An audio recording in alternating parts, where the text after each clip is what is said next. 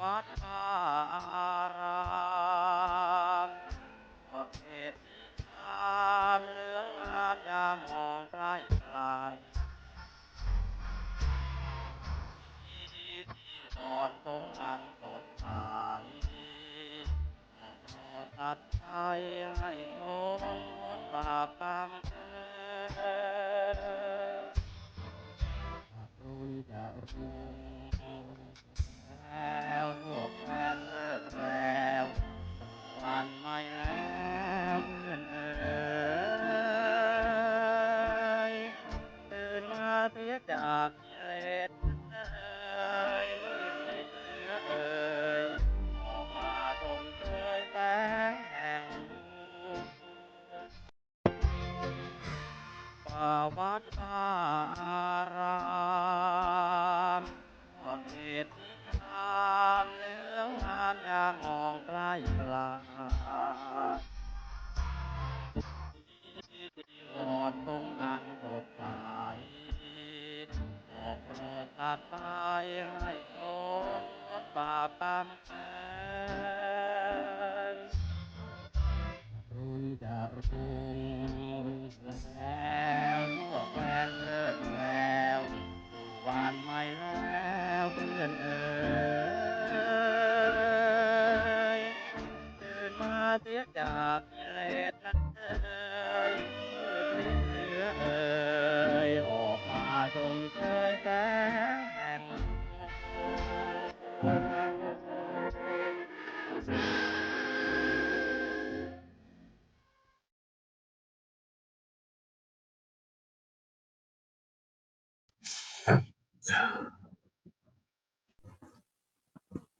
เจริญพรท่านสาธุชนทั้งหลายรายการธรรมทานจากวัดพุทธปัญญาเมืองโพโมนารัฐแคลิฟอร์เนียประเทศสหรัฐอเมริกามาพบกับท่านผู้ฟังท่านผู้ชมอีกวาระหนึ่งรายการธรรมทานวันนี้เป็นวันที่17มิถุนายนพุทธศักราช2568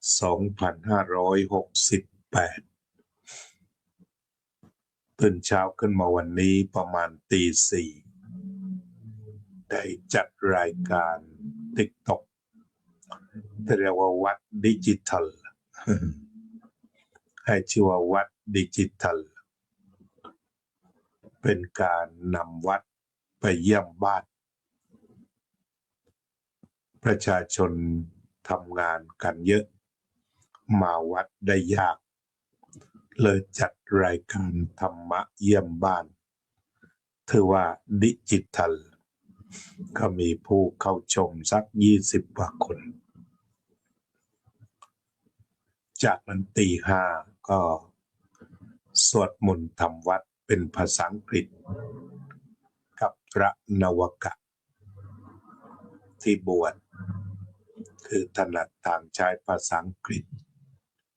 ท่านดร.พระมหานรินทร์ท่านดร.พระนรงค์เป็นพระธรรมทูตจบป.เอกมาทั้งคู่ก็เกิดประโยชน์ในการนำพระอันบวชในสหรัฐอเมริกาลูกหลานที่เกิดขึ้นที่นี่ที่เกิดที่อเมริกาที่เรียกว่าไทยอเมริกันก็พอจะรู้เรื่องโดยใช้บทสวดของวัดอภัยคีรีผสมผสานกันที่ทางสมัชชาสงฆ์ไทยในสหรัฐอเมริกาได้รวบรวมบทสวดต่างๆเป็นภาษาอังกฤษเอาไว้ตอนนี้ก็พระธรรมทูตทั้งสองท่านคือท่านดร.พระมหานรินทร์นรินโทซึ่งเป็นแม่บ้านสำคัญของวัดพุทธปัญญาวัดพุทธปัญญาสะอาดสะอ้านสวยงามเขียวขจีก็เพราะท่านดร.พระมหานรินทร์นรินโทมีจิตใจรักสิ่งแวดล้อมเมื่อมีผู้เข้ามาบวช ท่านก็ให้ความสนใจเป็นอย่างดีนำลูกหลานฝึกฝนเรื่องราวต่างๆทำกิจวัตรอย่างครบถ้วนท่านดร.พระนรงค์ซึ่งมีพรรษาอ่อนกว่าเป็นพระธรรมทูตใหม่ก็ให้การเคารพเชื่อฟังทำงานเข้ากันได้เป็นอย่างดีก็ดูแลพระบวชใหม่อย่างใกล้ชิดให้ได้เกิดประโยชน์ผ่านไป1 วัน เมื่อวานก็เช้าก็ตื่นตี 5จากนั้นก็ทำวัดสวดมนต์ถึง6 โมงแล้วก็ไปกวาดขยะตอนนี้ได้ยินเสียงแชดนี่กวาดวัดกันแล้วก็เป็นกิจวัตรประการหนึ่งเดี๋ยวสัก7 โมงฉันพัฒงานเช้า9 โมงก็เข้าห้องเรียน11 โมงก็เตรียมทำวัดเช้ากับญาติโยมอีกรอบหนึ่งบ่ายโมงถึง4 โมงก็ภาวนา1 ทุ่มถึง3 ทุ่มก็มีการฟังธรรมะเป็นภาคภาษาอังกฤษอาตมาคิดว่าใครก็ตามที่มาบวชที่วัดนี้กี่วันก็ให้ธรรมะเต็มที่คนที่จะมาบวชต้องตั้งเป้าเอาไว้เลยว่าบวชทำไมที่นี่ก็เป็นพระนักศึกษาตอนนี้3 รูปก็จะป.เอกทั้งหมดที่จะมาจากส่วนโมกจำพรรษารองศาสตราจารย์ดร.มารุตก็จบป.เอกอีกเหมือนกัน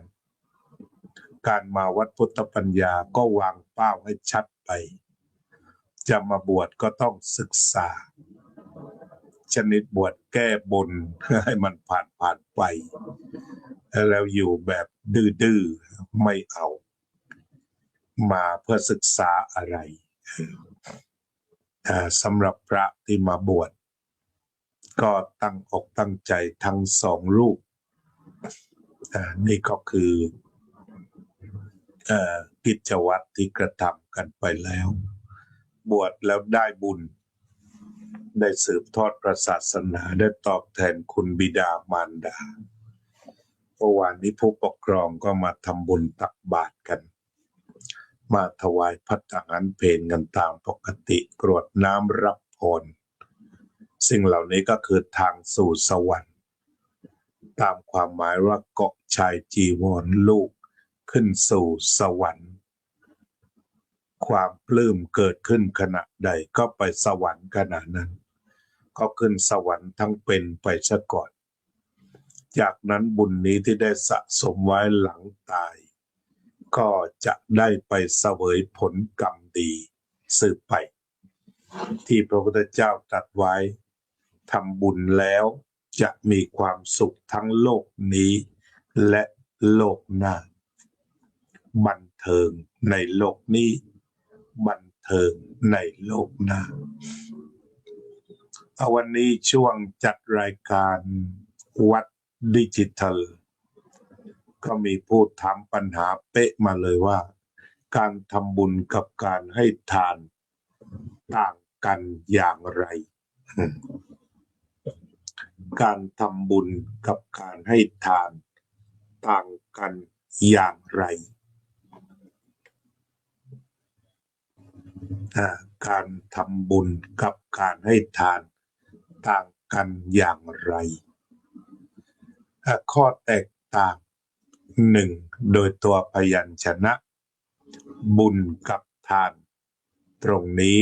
ต่างกันโดยความหมายที่กว้างบุญกว้างกว่าทานบุญทำบุญทำได้10 ทาง 1. ให้ทาน 2. สมาทานศีล 3. เจริญภาวนา 4. ขนขวายช่วยเหลือ 5. อ่อนน้อมถ่อมตน 6. ฟังธรรม 7. แสดงธรรม 8. มอบบุญให้ผู้อื่น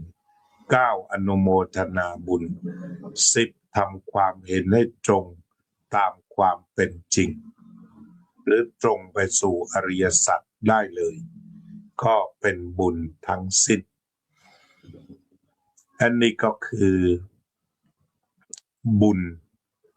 ทีนี้จะเห็นได้ว่าทานก็คือ1 ใน 10ข้อต่างกันบุญมีวิธีทำ10 อย่างทานเป็น1 ใน 10นั่นคือข้อแตกต่างทานคือรายละเอียดของการทำบุญเพียง1 เดียวและทานก็มี3บุญมี10ทานมี3ถามว่าต่างกันอย่างไรก็ต่างกันนี่แหละ10กับ3ก็ต่างกันที่ว่า3นั่นคืออย่างไรการให้ทานก็ทำได้ถึง3 อย่าง1อามิสทานนี่คือทานที่เรามีความคุ้นเคยได้แก่การให้สิ่งของเรียกว่าอามิสทานให้สิ่งของแล้วก็ต่อมาก็คือธรรมทานให้ธรรมะประการที่3อภัยทานให้อภัยที่ก็เรียกว่าครั้งแรกอามิสทานแปลว่าของถ้าถวายพระตามหลักก็คือถวายจีวรอาหารบิณฑบาตเสนาสนะและเภสัชนี่ก็คือสิ่งที่ถวายพระนอกจากนี้ก็ยังมีดอกไม้ธูปเทียนน้ำดื่มยานพาหนะสิ่งเหล่านี้จัดมาในอามิสทานอยู่ในส่วนของอามิสทานคือให้สิ่งของต่อไปให้ธรรมทานถ้าเรามาตั้งหลักแบ่งหน้าที่คือพระเป็นผู้แสดงธรรมอุบาสกบาสิกาเป็นผู้ฟังธรรมพระก็เป็นผู้ให้ธรรมทานอันนี้ตั้งหลักตรงนี้ก่อนแต่ในทางปฏิบัติทุกคนถ้ารู้ธรรมปฏิบัติธรรมทราบซึ้งในธรรม ได้รับผลแห่งธรรมแสดงธรรมได้ทุกคน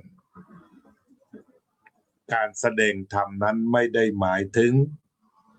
จะต้องนั่งพูดยาวๆแบบอาตมาแต่ว่าให้คำแนะนำแล้วผู้ฟังสบายใจเช่น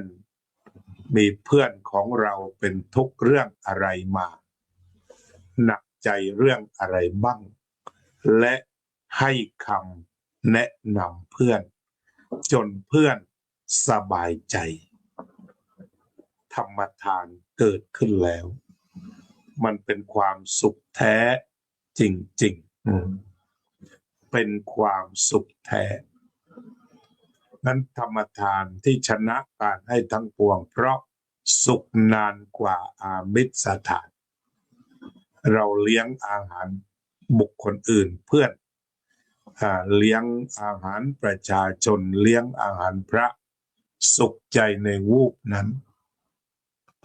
แต่ถ้าว่าได้ธรรมะมาปฏิบัติถ้าเพื่อนแนะนำว่าเวลามีความทุกข์เวลาเหงาให้เข้าหาพุทโธเข้าหาพุทโธฉะนั้นทุกครั้งที่เหงาเข้าหาพุทโธเพื่อนคนที่วางพุทโธเอาไว้ก็จะได้บุญทุกครั้งเพราะเพื่อนอีกคนหนึ่งจะนึกถึงเพื่อนคนนี้แล้วใจเป็นความสุขขึ้นมานี่เรียกกันว่าเป็นธรรมทานธรรมทานจึงชนะการให้ทั้งปวงเพราะสุขยั่งยืนกว่ากล่าวคือเราเลี้ยงข้าวมื้อเดียวประมาณวันหรือ2 วันก็หายเรียกว่าหายอิ่มไปแล้วแต่ถ้าว่าให้ธรรมะจะอิ่มไปตลอดเช่นให้ธรรมะถึงการเปลี่ยนชีวิตก็จะอิ่มไปตลอด อาตมามีเพื่อนทางTikTokเคยมีความทุกข์เคยมีความเครียดตั้งแต่ไปบอกว่าเวลาเครียดก็วางไปจงดึงใจมาที่พุทโธ awareness awakeness alertness พุทโธแปลอย่างนั้นก็เป็นชาวอเมริกันเป็นพยาบาลทำงานหลายชั่วโมงกลับมาก็ชวนมานี่แหละ awareness แปลว่ารู้ตื่นเบิกบานนี่แหละทุกลมหายใจก็พุทโธรู้ตื่นเบิกบานเขาก็บอกตั้งแต่นั้นมาเขาก็ไม่มีความทุกข์แล้วกลับบ้านกินข้าวกินน้ำก็พุทโธจนหลับไปนี่ก็เรียกว่ามันเป็นความสุขทุกวันธรรมะการให้ธรรมะชนะการให้ทั้งปวงสมัยพระพุทธเจ้าเช่นพระองคุลิมานอาละวาดอย่างดุเดือดกองทัพต่างๆไม่สามารถจะสกัดกั้นได้เลยเรียกกันว่าตายกันไปถึง999ศพที่พระพุทธเจ้าให้อะไรพระพุทธเจ้าให้ธรรมะเปลี่ยนโจรเป็นพระอรหันต์ และต่อจากนั้นความสงบร่มเย็นในกรุงสาวัตถีก็เกิดขึ้นในเมืองสาวัตถีก็เกิดขึ้น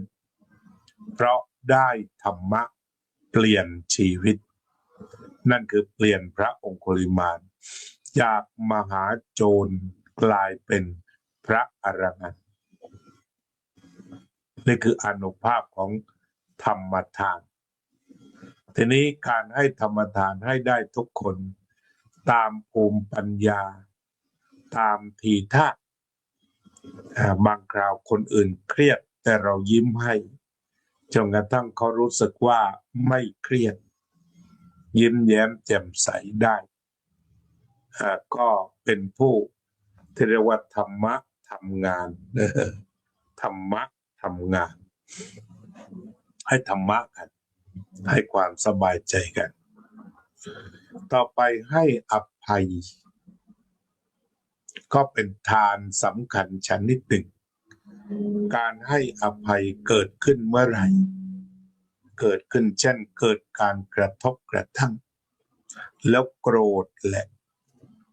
เป็นการกระทบถึงระดับโกรธทีเดียวเชียวกระบวนการโกรธมันก็เริ่มตั้งแต่ความโกรธที่เล็กสุดเรียกว่าปฏิฆะขัดเคืองใจฉุนภาษาใต้ว่าวิตก็คือไม่ถึงกับลงไม้ลงมือแต่ว่าโกรธอ่อนๆอาจจะกระฟิดกระเฟียดหายใจดังกระทืบเท้าเดินกระดกก้นให้เห็นว่าโกรธแล้วนะมันปฏิฆะต่อไปโกรธก็โกรธจริงจะเป็นเสียงที่ด่าจะเป็นทีท่าที่ปรากฏหรือไปถึงพยาบาทคือเคยโกรธมาหลายรอบจิตใจได้ทำงานเรื่องความโกรธหลายรอบโกรธแล้วโกรธอีกดึงมาขยี้จนกลายเป็นพยาบาทพอพยาบาทต่อมาก็เข้าขั้นโทสะเบียดเบียนหาทางเบียดเบียนด้วยคำพูดหาทางเบียดเบียนด้วยการกระทำคือการใช้ความรุนแรงใช้ความรุนแรงเช่นด่าแรงเรื่องไม่จริงก็โกหกเอาให้หนักเสียไปเลยใครได้ยินคนนี้บอกว่าแม้มีข้อมูลลึกว่ายังไงก็โกหกกันแบบลึกๆไปเลยอันนี้ก็เรียกว่ามุ่งชนทำลายไปเลยทีนี้ถ้าว่ากล่าวร้ายเสร็จแล้วก็ยังลอยนวลอยู่อาจจะต้องถูกทำร้ายจนตายนี่คือกระบวนการของความโกรธที่มัน ทำงานของมันทำงานอย่างอารุนแรงแต่ถ้าอภัยปล่อยได้ใครทำอะไรให้ฉุนเฉียวมีบ้างเราหยุดฉุนไม่ได้แต่ก็อภัยเขาด่าอภัยไม่ด่าตอบเขาเคยทำร้ายแต่บางคนปฏิบัติได้ดีเคยทำร้ายก็อภัยได้การอภัยก็คือทำให้ใจมันโล่งหลุดออกมาจากพันธนาการมันหลุดออกมาจากการอาฆาตพยาบาทจองเวรหลุดถ้าอภัยได้การอภัยก็คือทานชนิดหนึ่งที่ทำให้ตนเองเป็นสุขสังคมเป็นสุขการอภัยทานจึงเป็นบุญชนิดหนึ่งแต่ทีนี้ที่ถามว่าทานกับบุญต่างกันอย่างไรบุญกับทานต่างกันอย่างไรก็เป็นเช่นนี้แหละเราทำทานได้3อย่างทำกับสิ่งของเท่าที่มีและเต็มใจทำทานทำอย่างไรเต็มใจอภัยก็เต็มใจอภัยจะสนทนาธรรมก็อภัยเต็มใจทานนี่ต้องเต็มใจปัจจุบันนี้ก็มีการพูดคุยกันถึงเรื่องของการให้ทานอย่างคุยตามอารมณ์ความรู้สึกที่ได้อ่านข่าวคราวของพระบางรูปที่ได้กระทำการไม่เหมาะสมกับด้านเงินทองบางคนก็สรุปกันว่าเลิกให้ทานกับพระเสียมาให้ทานกับโรงพยาบาลเถิดบางคนก็บอกว่าเลิกถวายเงินพระนำมาเลี้ยงพ่อแม่ดีกว่าคำกล่าวเหล่านี้ถูกไหมถูกต้องทั้งหมดขอให้ทำความเข้าใจว่าเงินของโยมมีสิทธิ์อันสูงสุดไม่มีใครจะบังคับว่าไปทางไหนได้เงินของแต่ละคนทีนี้ทำอย่างไรจะถวายวัดดีถวายพระดีบริจาคโครงการอาหารกลางวันที่เด็กยากจนดีหรือว่าจะซื้ออุปกรณ์ให้โรงพยาบาลดีทุกอย่างก็ดีหมด ไม่มีอะไรที่ไม่ดีแต่ทีนี้มันก็มีอยู่ประเด็นเดียวเท่านั้นจะทำให้ไม่รู้สึกเสียใจภายหลังฉะนั้นต้องถอนตัวออกจากศาสนาเลิกแล้วต่อกันในการทำบุญกับวัดทำบุญกับพระเดี๋ยวนี้ถ้าอ่านก็เรียกว่าเป็นร้อยความเห็นที่เห็นว่าไม่ควรทำบุญกับวัดไม่ทำบุญกับพระจงนำไปสู่โรงพยาบาลหลายคนบ่นดังๆว่าเวลาป่วยก็ไปโรงพยาบาลแต่เวลามีตังค์เอามาถวายพระหมดอะไรทำนองนี้จริงๆก็ไม่ใช่ทั้งหมด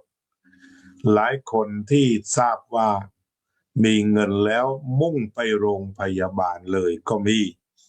ทำบุญกันเป็นล้านก็มีทำบุญกันตามอัธยาศัยก็มีทำบุญกับโรงพยาบาล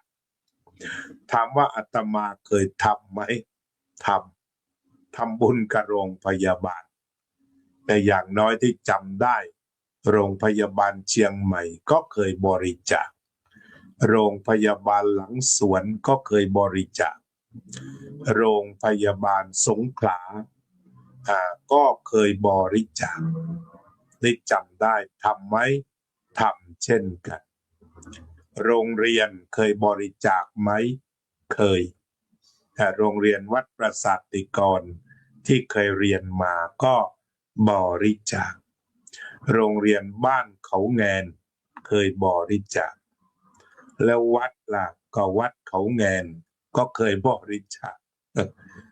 วัดประสาทนิกรก็บริจาคแล้วถามว่าแบบอื่นล่ะคนเดินทางไม่มีข้าวกินก็บริจาคบ่อยไม่มีค่ารถไม่ถามเลยมอบให้เลยบริจาคทั้งนั้นแหละถามว่าอาตมาเคยไหม่ก็เคยนี่แหละโครงการนั้นกลางวันทำอยู่เป็นประจำโรงเรียนแม่ว่าโรงเรียนพุทธเกษตรโรงเรียนศพปราบเหล่านี้ก็ล้วนแต่สนับสนุนทุนครูอัตราจ้างวันก่อนกลับไปอยู่ประสาทนิกร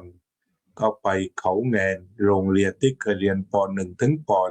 .4 เขาทอดพระป่าอัตราจ้างก็ทำด้วยความเต็มใจชวนใครๆกันไปทำด้วยก็เห็นดีหมดทีนี้ประเด็นที่อยากจะรู้ก็คือว่าอย่าคิดอะไรแบบสุดโต่งเรามีหลักในการทำบุญอาตมาเนี่ยไม่หยุดแน่ทำบุญเนี่ยเมื่อวานนี้ญาติโยมทางนครศรีธรรมราชบอกบุญมาว่าวัดบุญนารอบประชุมพระคู่สวดพระกรรมวาจาจารย์ก็คือเตรียมการไปบวชนาคเนี่ย90 รูปมีผู้บอกว่าน่าจะเลี้ยงน้ำป่านะก็เลยสนับสนุนไป 5,500 บาทก็สุดแล้วแต่ทางวัดจะจัดเลี้ยงน้ำอะไร ก็เห็นวัดอื่นมาด้วยก็สบายใจเพราะว่าถือว่าได้สร้างพระไปสร้างพระคือพระสงฆ์ที่บวชต้องผ่านพระกรรมวาจาจารย์พระคู่สวดเหล่านี้ทีนี้อาตมาใช้หลักอะไรใช้หลักอยู่2-3 อย่างในส่วนตัวในการให้ทานก่อนให้เป็นสุขกำลังให้เป็นสุขให้แล้วเป็นสุขอันนี้ก่อนเลยมาก่อนเลยและประการต่อมาก็คือว่ามีความพร้อมที่จะให้เรียกว่าไม่ฝืนตนเองตนเองไม่ต้องบีบว่าจะต้องทำเท่านั้นเท่านี้แต่เห็นเหมาะเห็นควรมีจตุปัจจัยคนถวายแต่ญาติโยมถวายปัจจัยอาตมาก็พาไปทำบุญการญาติโยมถวายปัจจัยมาก็พาไปทำบุญต่อเรียกกันว่าต่อบุญหรือทำให้พระเนี่ยเงินมันได้ออกจากตัวไปเขาเรียกว่าสละแล้วก็ญาติโยมก็ได้บุญต่อไปเขาเรียกกันว่าสะพานบุญ ก็คือสื่อกลางหรือแบบแซวให้เจ็บเรียกว่านักบุญกองทุนคนอื่นก็รับกันมาแล้วก็ทำให้ต่อไป นักบุญกองทุนเพื่อน นักบุญกองทุนเพื่อน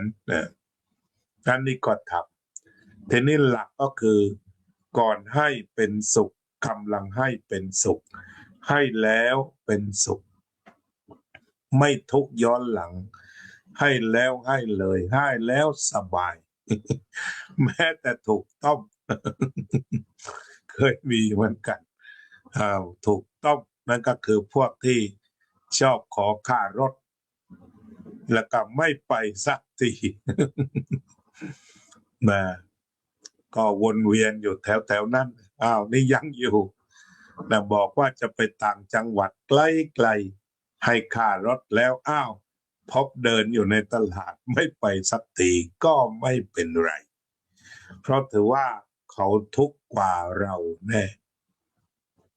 แถวอเมริกาเดินอยู่ตามถนนถ้าพอมีปัจจัยบ้างเขาขอ$1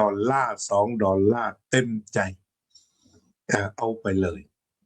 เพราะเห็นท่าทางเขาตกงานหรือไม่มีค่าขนมค่าอาหารแต่ก็ไม่มาก$2 ประมาณนั้นเคยมีข่าวถึง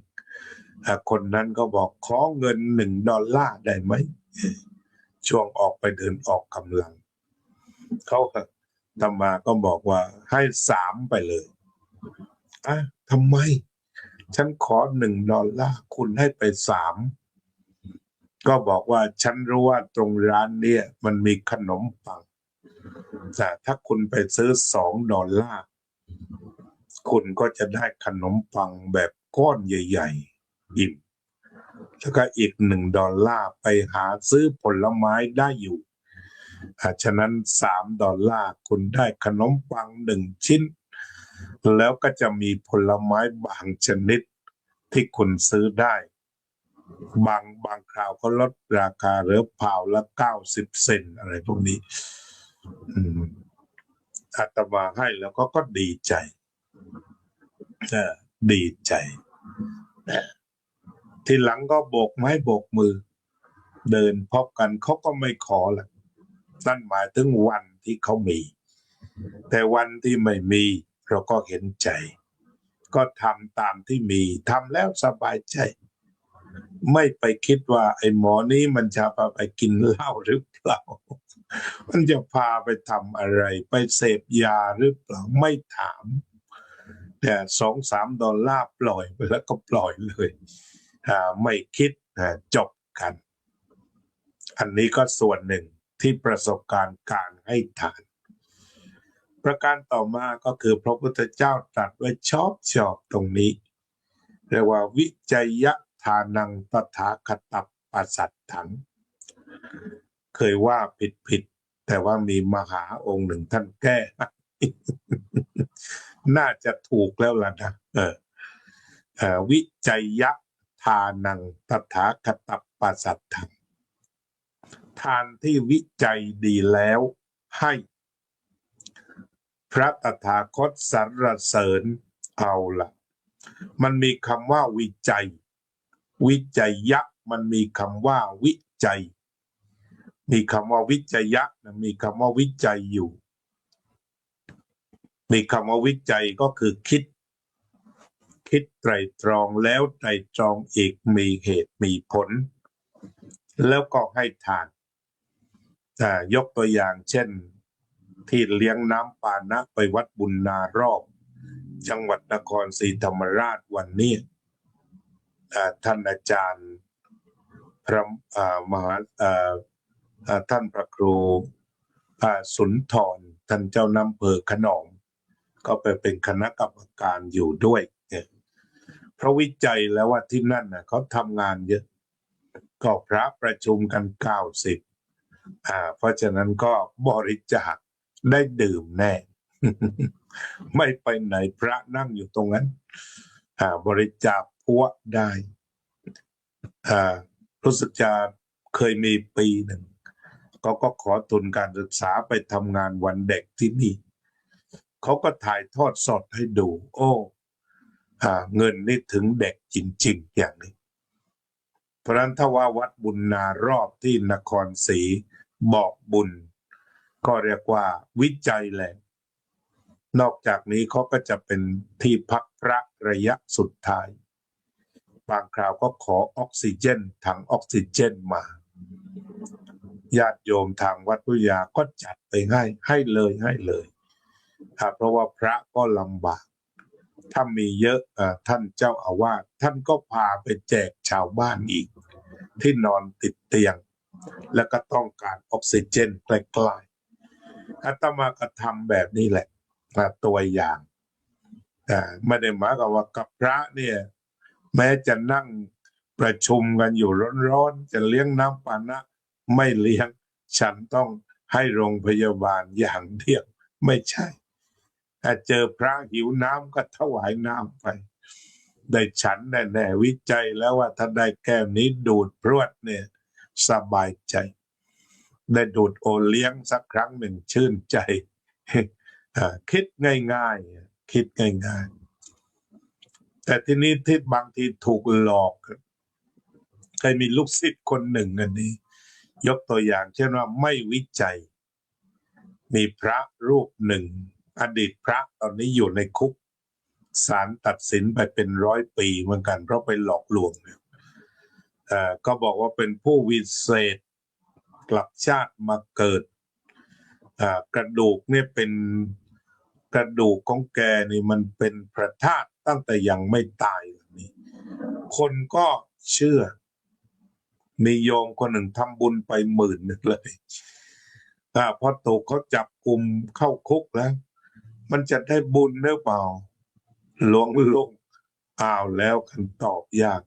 เอาเป็นว่าได้บุญกันแล้วกันเพราะว่าตอนนั้นให้ด้วยความสบายแต่ที่มาทุกข์ย้อนหลังเห็นคนที่ตนเองถวายปัจจัยนี้อยู่ในคุกข้อหาหลอกลวงมันก็เจ็บปวดอยู่เหมือนกันเอาละก็ถือว่า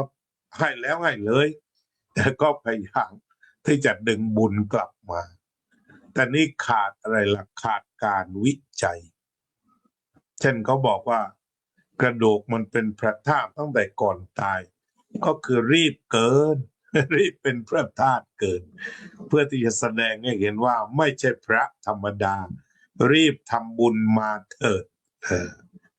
แนวโน้มเป็นอย่างนั้นขาดอะไรขาดวิจัยแต่อาตมาก็ไม่ว่าหรอกเงินโยมตรงนี้จำไว้เงินของโยมหามาได้โดยหยาดเหงื่อแรงงานของโยมความเหน็ดเหนื่อยของโยมจะไปทางไหนอาตมาก็ไม่ไปแทรกแซงแต่ถ้าว่าเจอคนที่ต้องเสียใจย้อนหลังเนี่ยก็ต้องบอกหลักเพื่อจะเจอแบบนั้นหรือว่าสมัยก่อนที่อเมริกามีพระนำพญานาคว่างั้นนะนำกระดูกมาแล้วไปตามบ้านตามร้านอาหารให้คนแตะครั้งหนึ่ง$50 แล้วก็บอกว่านี่คือหัวพญานาคกระดูกพญานาคถ้าใครแตะแล้วก็จะได้ความเจริญรุ่งเรืองก็แตะกันไปเยอะสิแล้วก็เจ้าของหัวก็ไปแล้วได้ไปเยอะถ้ามาถามมาทำไมพระโยมจะได้บุญไหมไปแตะหัวพญานาคทีละ50เนี่ยอันนั้นอาตมาคิดว่าโยมไปเหมือนกับซื้อบริการเขาเอาหัวอะไรก็ไม่รู้ล่ะแต่ว่าไปรีบเชื่อว่าหัวพญานาคมันก็ไม่ได้ผ่านการวิจัยดู DNA ว่าเป็นหัวพญานาคหรือว่ากระดูกหมูกระดูกควายอันนี้แต่ส่วนมากที่เสียท่าก็ขาดการวิจัยที่พระพุทธเจ้าตรัสว่าวิจัยยะทานังตถาคตปัสสัทถังขาดวิจัยตรงนี้ขีดเส้นเลยขาดวิจัยว่าพญานาคมันจะทิ้งหัวไว้ยังไงท่านจะไปเก็บอย่างไรเขาเรียกว่าต้องมีปุ่มทีนี้ถ้ามารายการแบบนั้นอาตมาไม่ทำบุญแน่นอนหรือสมัยก่อนจตุคามรามเทพมาอเมริกาครั้งแรก$500ถึงกับบางวัดจัดปลุกเสกที่อเมริกาแต่ว่าราคามันตกไวหลังจากปลุกเสกเสร็จแถวนี้ก็เหลือประมาณ$5เรียกว่าขาดทุนย่อยยับบรรดาเกจิทั้งหลายวัดขาดทุนหนักเลยครั้งแรกเก่งกำไรเหมือนกันสุดท้ายก็ขาดทุนยับเยินคืออาตมาถ้ารายการแบบนี้ก็คือไม่ทำบุญเด็ดขาด คือวิจัยง่ายๆแล้วล่ะเรื่องของการปลุกเสกเนี่ยเพราะเราเข้าถึงพระพุทธพระธรรมพระสงฆ์พระพุทธคุณพออันอื่นมาแซงไม่ได้ก็เซฟเงินไปแต่ถ้าเป็นรายการบอกบุญเลี้ยงสามเณรโรงเรียนประยัตธรรมอย่างนั้นทำเลย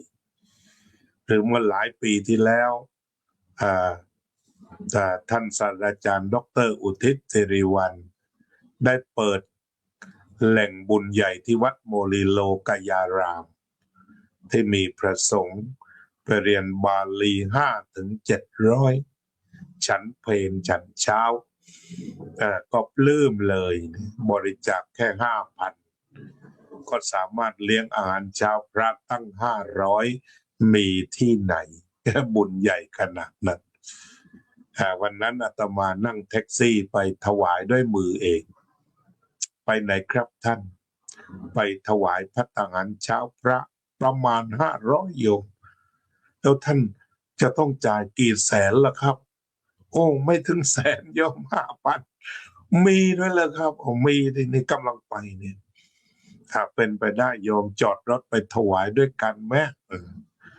อาตมาก็เลือกแหล่งบุญแบบนี้ชื่นอกชื่นใจมีผลประจักษ์ อยากจะทำบุญก็ไปมีตังค์พอก็ไปงั้นเวลาญาติโยมถามอาตมาเคยไปอยู่จังหวัดพังงาพอดี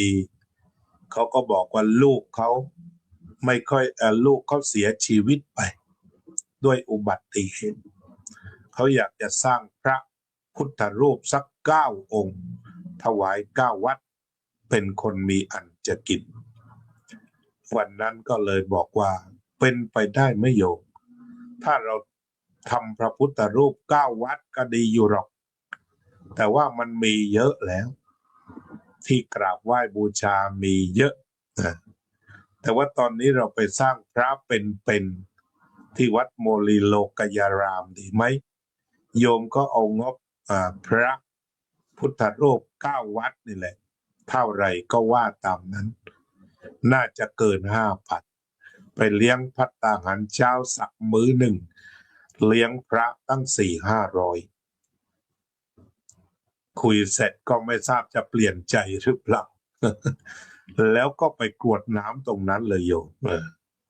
อาตมาก็มักจะแนะนำแบบนี้แนะนำแบบนี้ทีนี้ก็ไม่ขัดใจขัดข้องหรอกที่ญาติโยมรณรงค์ไปสร้างโรงพยาบาลก็เงินของโยมวิจัยดีๆแต่ว่าถวายโรงพยาบาลเสร็จแล้วโรงพยาบาลนำไปสู่จุดประสงค์เช่นนั้นตรงหรือเปล่าบางทีเราบริจาคไปสู่โรงพยาบาลแต่ก็ปรากฏว่าเก็บเข้ามูลนิธิเฉยปรากฏว่ายังไม่ได้เอามาใช้เลยมักจะมีมูลนิธิต่างๆแต่ก็บางทีเงียบมูลนิธิเงินเยอะทุกวันแต่ว่าประชาชนหรือว่าประสงค์ต่างๆที่จะใช้เงินมูลนิธินั้นใช้ไม่ได้ถ้าเป็นอย่างนี้ก็ถือว่าไม่ตรงจุดประสงค์ฉะนั้นหลายครั้งเพราะว่าเขามีระบบที่สลับซับซ้อนนั่นแหละคือไม่ได้มีเจตนาจะโกงหรือจะอะไรกันแต่ระบบที่มันสลับซับซ้อนเยอะมากจนดูเหมือนว่าได้เงินไปแล้วเงินมันไปถึงแล้วไม่ได้ใช้คนก็เลยชักจะไม่มั่นใจฉะนั้นบางคนก็พยายามรณรงค์ว่าไปโรงพยาบาลถึงกับไปทิ้งวัดไปเลยอย่างนี้ก็มีในข้อความถึงกับว่าไม่ต้องทำบุญกับวัดแล้วไปโรงพยาบาลก็ยังยืนยันว่าเงินโยมและวิจัยดี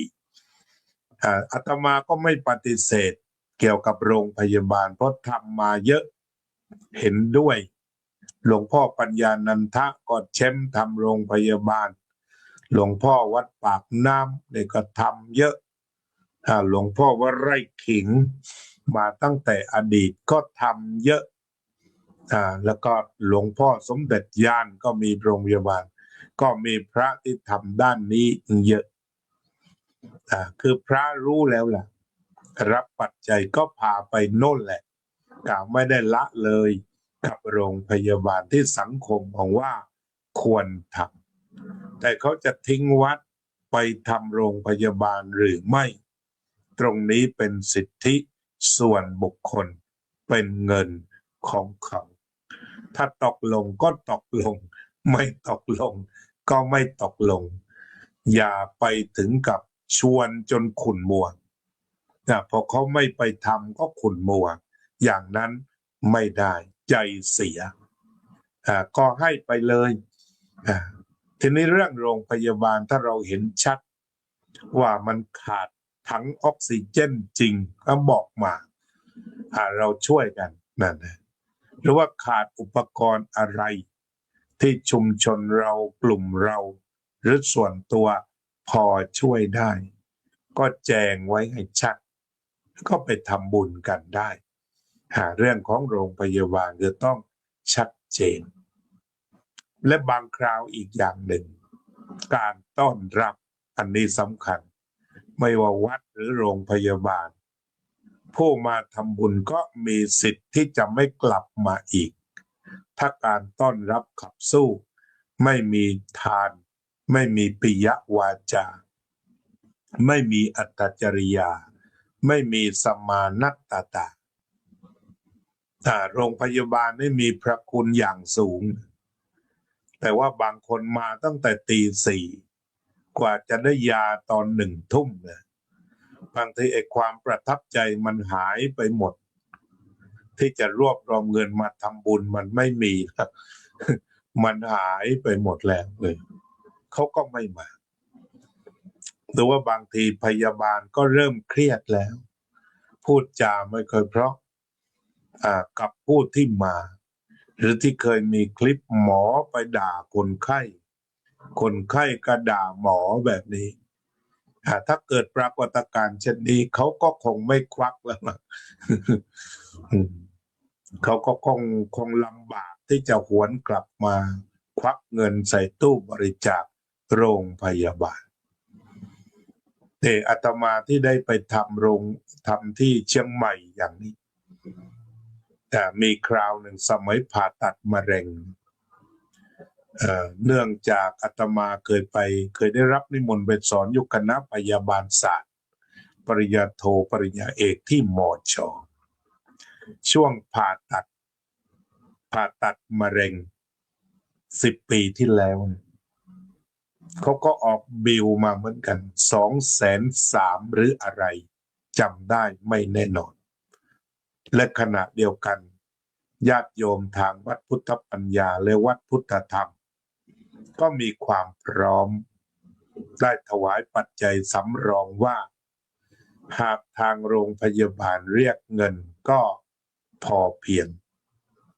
เนี่ยเรียกว่าได้ประกันจากญาติโยมพุทธบริษัท2 วัดนี่แหละพุทธปัญญากับพุทธธรรมวันนั้นวันที่จะกลับเช้าพยาบาลก็เอาบิลมาให้ดู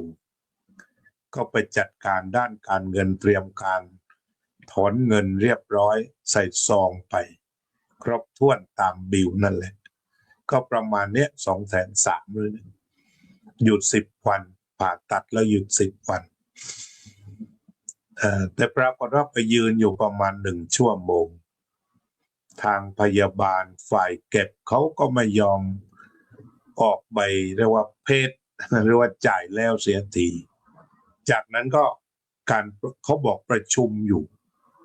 ที่ประชุมก็เลยมีมติว่าเนื่องจากเป็นผู้มีพระคุณกับโรงพยาบาลและคณะพยาบาลศาสตร์มีมติไม่เก็บเงินค่ารักษาอันนี้ประกาศความดีของโรงพยาบาลมหาราชเชียงใหม่อาตมาก็บอกอาตมาจะทำอย่างไรกับเงินนี้ตามบิลนี้230,000เนี่ยทำไงดีท่านก็บอกท่านก็เก็บไว้ใช้จ่ายดูแลสุขภาพหมอก็พยาบาลก็อธิบายเจ้าหน้าที่การเงินอธิบายอย่างนั้นแต่อาตมามีศรัทธาแล้วนะเพราะว่าญาติโยมก็ส่งเงินพวกนี้ให้อาตมาจ่ายค่าผ่าตัด ก็บอกว่าเอาอย่างนี้ถ้าท่านอยากจะทำบุญก็ให้นำไปเข้าเรียกว่ามีนิธิสงฆ์ทุนนิธิสงฆ์หรืออะไรสักอย่างหรือว่ามูลนิธิของโรงพยาบาลมหาราชเนี่ยมันนานแล้ว10 ปีแต่ว่ามีมูลนิธิหรือมีนิธิสงฆ์อยู่นี่แหละที่โรงพยาบาลมหาราชเชียงใหม่ก็ได้นำปัจจัยทั้งหมดไปทำบุญทำด้วยความสบายใจ ปราบปลื้มใจที่เขาช่วยเราให้พ้นตายผ่าตัดมะเร็งแล้วผ่าดีซะด้วยไม่มีผลข้างเคียงใดๆ1 เดือนกลับไปหลายเดือนดูแลอย่างดีก็เรียกว่าไม่เรียกเงินค่าผ่าตัดแต่เราก็มอบเงินให้ทุนนิธิหรือเรียกว่ามูลนิธิในโรงพยาบาลมหาราชพร้อมทั้งได้ประวารณาแพทย์พยาบาลถ้าได้แสดงธรรมอยู่ในเขตโรงพยาบาลมหาราชจะมอบเงินทุกบาทให้หมดซึ่งตอนนั้นรู้สึกว่าเขาก็นิมนต์ไปอีก2 ครั้งก็ได้ทำตามสัญญาเงินตกมาทุกบาทให้โรงพยาบาลหมดเนี่ยฉะนั้นบางคราวคนที่รณรงค์พยาบาลคือเหมือนจะมีการด้อยค่าไปหน่อยกับการทำบุญที่วัดความเป็นจริงแล้วเราก็มีประสงค์ที่มีจิตสำนึกอยากทำอยู่เหมือนกันไม่ได้ใจจืดใจดำกันหรอกสรุปก็คือว่าให้วิจัยทำที่ไหนก็ได้วัดใกล้บ้านก็ได้ค่าน้ำค่าไฟต่างๆหรือจะมีการสร้างกุฏิหลังใหม่ก็ได้หรือว่าวัดอะไรที่หลวงพี่ท่านเลี้ยงเด็กอยู่100 กว่าคนชื่อวัดคลอง 40,000หรืออะไรสักอย่างก็มีตามในเฟซนั่นแหละพุ่งไปเลยแต่หลวงพี่ท่านเลี้ยงเด็กเป็นที่ประจักษ์จากเด็กที่ถูกทอดทิ้งตั้งแต่ป้อนนมยันจบปริญญาอย่างนี้พาไปเลยใครมีกี่ล้านลงไป ถ้าใครมือหนักมีเป็นล้านอย่างมีรายหนึ่งบอกว่าทำบุญ40 ล้านกับโรงพยาบาลทำเลยนะหรือว่าในวัดที่หลวงพี่ท่านเลี้ยงเด็ก100 กว่าคนเนี่ยใส่เข้าไปเถอะ1-2 ล้านเนี่ยไม่หายไปไหนนอกจากจะได้สร้างเด็กให้เป็นคนดีออกมาช่วยสังคมและหลวงพี่ท่านก็มีสูตรว่าลูกอยู่ที่ไหนให้ช่วยคนอื่นพอเจริญเติบโตจบปริญญาไปทำงานฐานอยู่ที่ราชบุรีรู้สึกอย่างนั้นโยมไปหาเถอะนะแล้วก็ลูกหลานท่านไปอยู่เชียงใหม่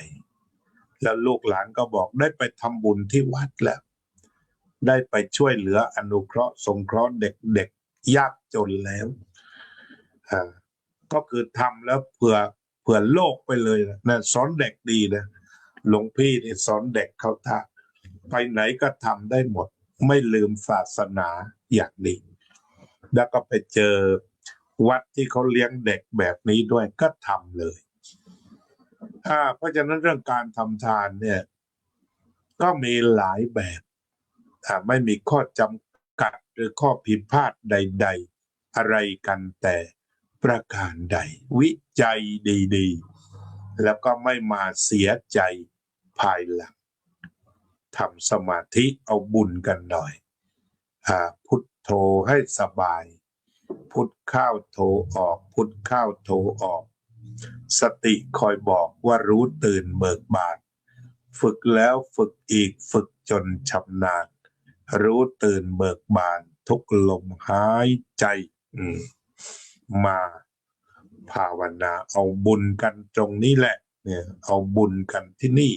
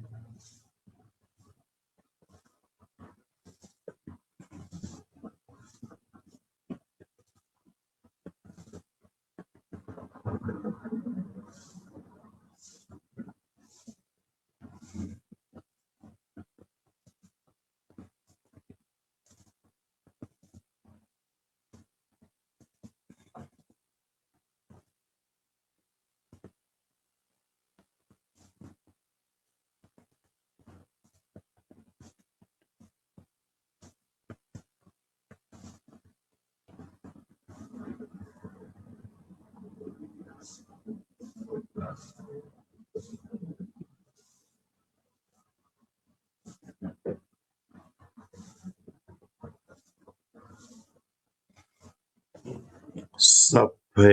สัตตาสัตว์ทั้งหลายที่เป็นเพื่อนทุกข์เกิดแก่เจ็บตายด้วยกันทั้งหมดทั้งสิ้นอเวราโหนตุจงเป็นสุขเถิดอย่าได้มีเวรแก่กันและกันเลยอัพพยาปัชชาโหนตุจงเป็นสุขเถิดอย่าได้พยาบาทเบียดเบียนซึ่งกันและกันเลยอนิคาโหนตุจงเป็นสุขเถิดอย่าได้มีความทุกข์กายทุกข์ใจเลย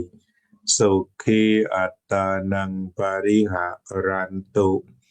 จงมีความสุขกายสุขใจรักษาตนให้พ้นจากทุกภัยทั้งสิ้นเถิดอภิวาทนาสีลิสะนิจจังวุธาปัจจายิโนจัตตารโอธรรมาวัฏันติอายุวันโนสุขังพลังต่อไปก็จะได้ทักทายพี่น้องสาธุชนทั้งหลาย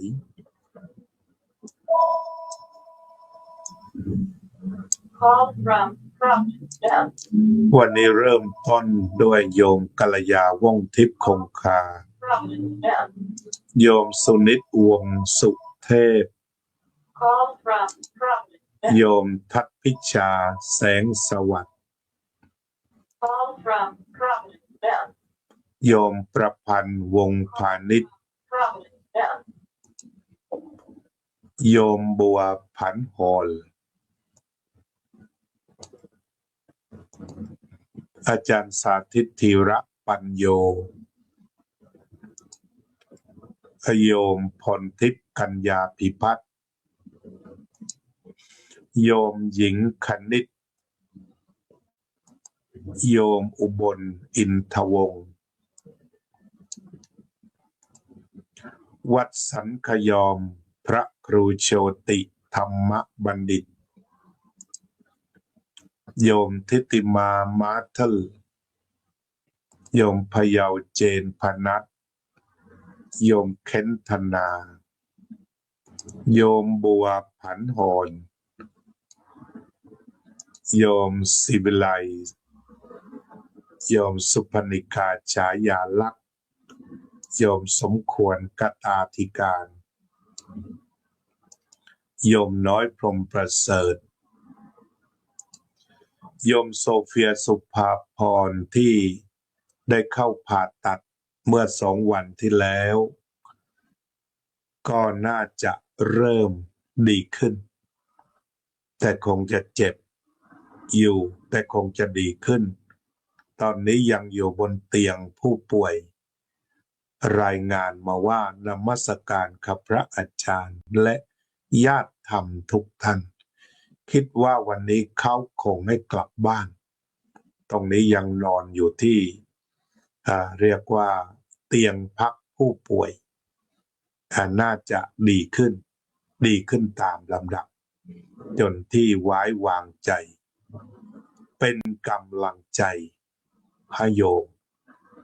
ช่วยกันส่งกำลังใจให้โยมโซเฟียสุภาพรหรือชื่อไทยว่าสายพินสุภาพรขอให้การรักษาทั้งปวงจงดำเนินไปอย่างดีและหายวันหายคืนสุขกายสบายใจเอาใครจะส่งคำอวยพรส่งกำลังใจเชิญได้ทางหน้าเฟซวัดพุทธปัญญาโยมนาฬิกาทรายท่านผอ.โรงเรียนบ้านแม่วากรายงานว่าฝนตกหนักมากค่ะฝนเริ่มมาแล้วนะระมัดระวังการเดินทางระมัดระวังดินถล่มนะคุณอภิรักษ์จันธรรมหนุ่มสนใจธรรมจากวัดปราสาทนิกรวันนี้เขาเข้ามาฟังธรรมะด้วยอนุโมทนาบุญ โยมศิวิไลเจริญพรโยมอุบลสาธุอนุโมทนาอาจารย์ด้วยทำบุญต่างๆหลายโครงการโยมกุหลาบพัชรดุลโยมอนุชาพฤกษานนทชัยโยมจิรารัตน์เกียรติสันติกุลท่านพระครูรัตนปัญญาวิเทศท่านเลขาธิการสมัชชาสงฆ์ไทยในสหรัฐอเมริกาขอบคุณที่ผู้บริหารระดับสูงของสมัชชาสงฆ์ไทยในอเมริกาให้การเอาใจใส่งานเผยแผ่ของสมาชิกของสมัชชาสงฆ์ไทยครับชื่นชมเลขาธิการครับกระผมได้แนวคิดจากพี่หลวงนี่แหละที่ได้มีโอกาสทำบุญกับพระเนนวัดโมลีปีนี้ปีที่3แล้วถวายค่าภัตตาหารและทุนการศึกษาผ่านอาจารย์อุทิศสิริวัลย์เดือนละอย่างน้อย 10,000 บาทภัตตาหารอีก 5,000 บาทเป็นความปลื้มมากครับกราบในเมตตาอนุโมทนาบุญด้วยครับเรามี 5,000 เลี้ยงพระได้500ตามภาษาคนชอบอ่านวรรณกรรมธรรมบทก็ปลื้มเลยชัดเจนมากเป็นความภูมิใจที่ได้ทำดีในการสนับสนุนกิจการพระศาสนาเพื่อต่อยอดสนับสนุนพระภิกษุสามเณรให้มีความรู้เพื่อจะได้เป็นศาสนทายาทของพระพุทธศาสนาต่อไปครับผมนี่คือวิสัยทัศน์ทั้งในอเมริกาและในไทยนี่คือประสงค์ที่มีคุณภาพคุณธรรมกำลังหนุ่มทุ่มเททำงานได้อีกนานก็เป็นความเฉลียวฉลาดเป็นความคิดดีของสมัชชาสงฆ์ไทยในสหรัฐอเมริกาเป็นผลงานการเลือกตั้งของเจ้าอาวาสสมัชชาสงฆ์ในอเมริกาที่เลือกตั้งบริสุทธิ์ยุติธรรมเลือกคนทำงานเลือกคนรักงานเข้ามาการต้อนรับสำคัญมากครับพี่หลวงสมัยก่อนไปหาหมอแต่ละทีเจ้าหน้าที่บัตรพูดจาไม่เพราะเหมือนกับมีปัญหาทางบ้านหรือเปล่าไม่ทราบคนป่วยไปถึงถ้าได้รับคำพูดดีๆโรคภัยหายไปครึ่งหนึ่งแต่ถ้าเจอคำพูดไม่ดีอาจตายเลยครับพี่หลวงตัวนี้แหละครับน้องไก่ที่การรณรงค์ของคนส่วนใหญ่ที่ว่าให้เทเงินเข้าโรงพยาบาลไม่เทไปวัดก็มีส่วนแต่ไม่ใช่ทั้งหมดเราก็ยังมีคนชอบสร้างโรงพยาบาลตรงอยู่แต่ส่วนหนึ่งก็คือการต้อนรับปิยวาจาต่างๆก็สำคัญทีเดียวครับคุณโยมนพรัตน์บุญกอบโยมบัวผันฮอลโยมสุพรรณิกาฉายาลักษณ์โยมศิวิไลศรีวงศ์ชัยโยมพรทิพย์ร่วมภาวนาโยมน้อยร่วมภาวนาโยมทิติมาร่วมภาวนาโยมอุบลร่วมภาวนาสุขสันต์วันอังคารโยมกัลยาร่วมภาวนาโยมโซเฟียสาธุให้บุญนั้นเกิดจากฟังธรรมจากภาวนาเป็นพลวะปัจจัยให้คุณโยมหายขาดจากความเจ็บปวดโดยพลันโยมนพรัตน์บุญกอบร่วมภาวนาโยมศิวิไลศรีวงศ์ชัยโยมพรทิพย์ขอให้พี่โซเฟียหายไวๆนะคะโยมสุพรรณิกาฉายาลักษณ์ขอให้คุณโซเฟียหายเป็นปกติในเร็ววันนะคะ May you have a strength with speed recovery ก็ขอให้หายไวๆโยมกัลยาขอให้ฟื้นฟูสุขภาพแข็งแรงในเร็ววันนะน้องโซเฟียอันนี้ปิยวาจาพบกัน 4th of July ถ้าดีขึ้นจากปีนี้โยมโซเฟียตั้งใจว่า 4th of July จะมีการทอดลูกชิ้นเลี้ยงแขกเรือที่มาถวายน้ำนมรดต้นโพด้วยพลังกุศลอันแรงกล้านี้ขอให้คุณโยมโซเฟียจงหายวันหายคืนแข็งแรงนอนหลับดี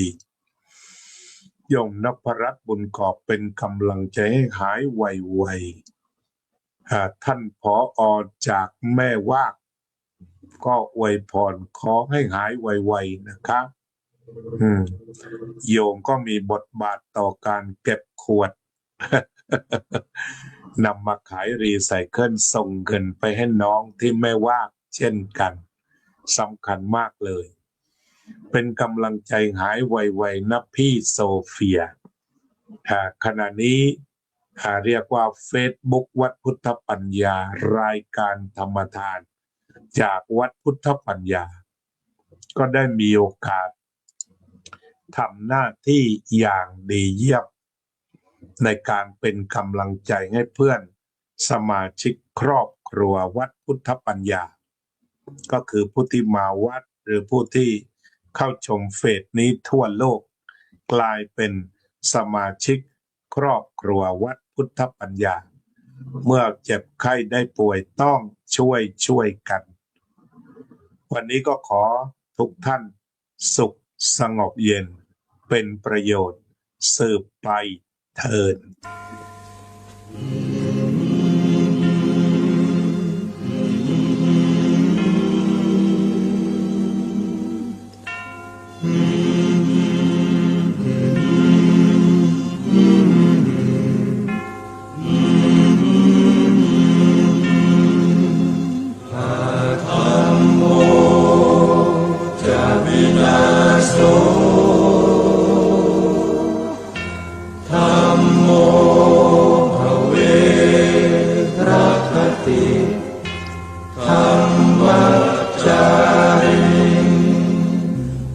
พุทธอ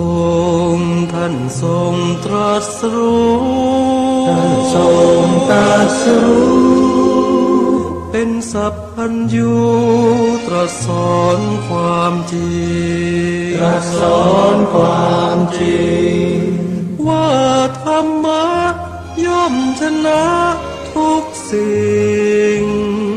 เป็นที่พึงพิงแก่ผู้ประพฤติชอบธรรมธัมโมจะวินาโสธัมโมภเวรัคติธัมมัจจาริอำนาจใดๆก็ตามย่อมถึงความพินาศถ้าขาดธรรมะประจำไม่มีใครอยู่ค้ำฟ้าเราต่างเกิดมาใช้กรรมจงอยู่ในศีลในธรรมคิดทำแต่กรรมที่ดีธัมโมจะวินาโสธัมโมภเวรัคติธัมมัจจาริธรรมส่องสว่างสู่ทางสุขสีคำจุนโลกนี้นิรันดร์ธัมโมจะวินาโสธัมโมภเว